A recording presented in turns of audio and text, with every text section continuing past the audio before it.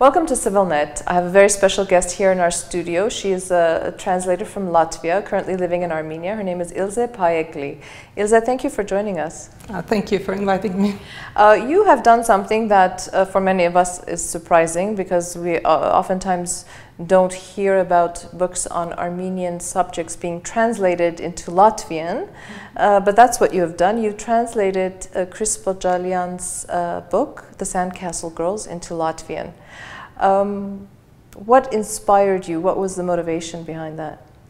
Yes, several motivations, in fact. First of all, of course, the genocide centenary. I was quite sure that in Latvia it's not so well known, and I wanted people to learn a little bit about it. And since I'm a literary translator, I thought that this is what I can do. I can pick some good novel and try to translate and present it to my people, provided that I find also a publishing house who would be willing to publish it. And so I started looking, and yes, then I found this novel. I read it, I liked it very much, and then, yeah, things happened. I started to look for grants, for any assistance I could get, and I was actually very lucky to get a very generous grant, translation grant from the Ministry of Culture of Armenia. Oh, okay. Yes, and that paid for my work. And I also was able to find a publisher in Latvia who was willing to publish the book. So everything was fine. And how long did it take you to translate the novel? I mean, it's, you know, to capture the essence of a language in another language is oftentimes difficult work, and as a translator you understand that, I'm sure. But how long did it take you? Yes, yeah, it's what I do. It's not the first book I have translated.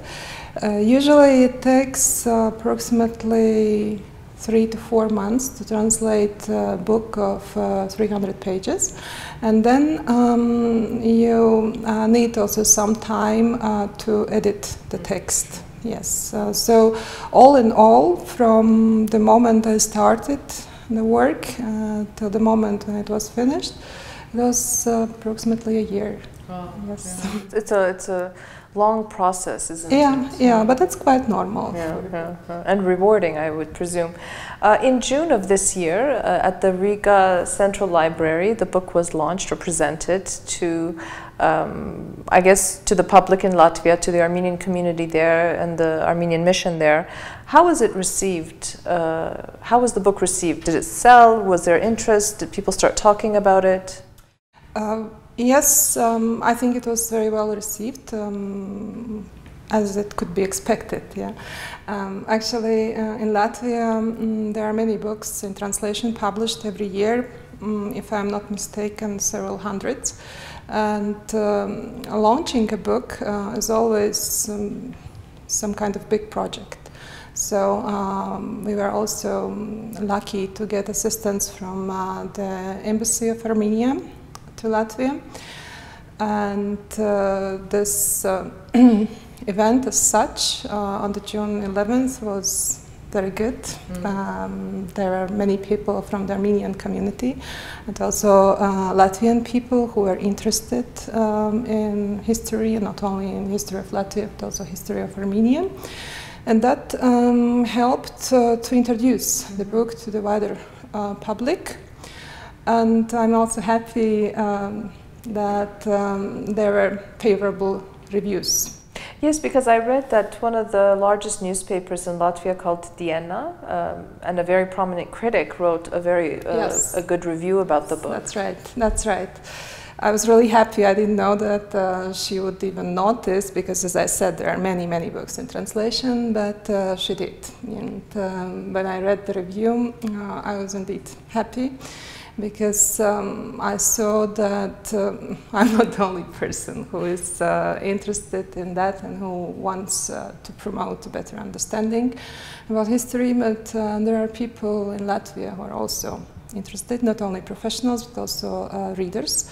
There was also a very good blog post. There are bloggers who write mainly about literature, And one of them wrote, again, a very favorable review. She was very happy to have read the book. And what I found even more interesting, she even tried the recipe from the book. In the book, borax are mentioned, and that was the first time this lady heard about it, and she tried to find the correct recipe on the internet, and there was something similar, succeeded, as I understood.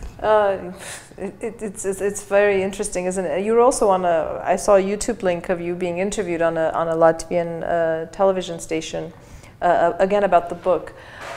Do you know, are there any books currently in translation that have been translated about the Armenian genocide, or is this this is the first? This is the first. Actually, there are not that many books about Armenia or Armenians. We were able to find some translations from Russian into Latvian.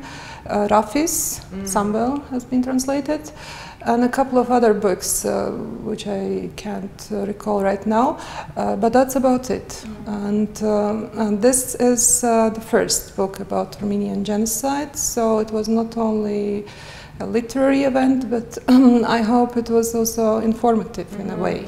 So educational, yes. Yeah. And as you're saying, the Latvian people, I mean, has the issue of genocide ever been discussed outside of this book in Latvia? Do you know? I mean, is not discussed, not to that extent. There have been articles, of course. Yeah, so every year around April 24th, there are some articles which try to at least mention, if not analyze, the events. But the wider society is not very much aware.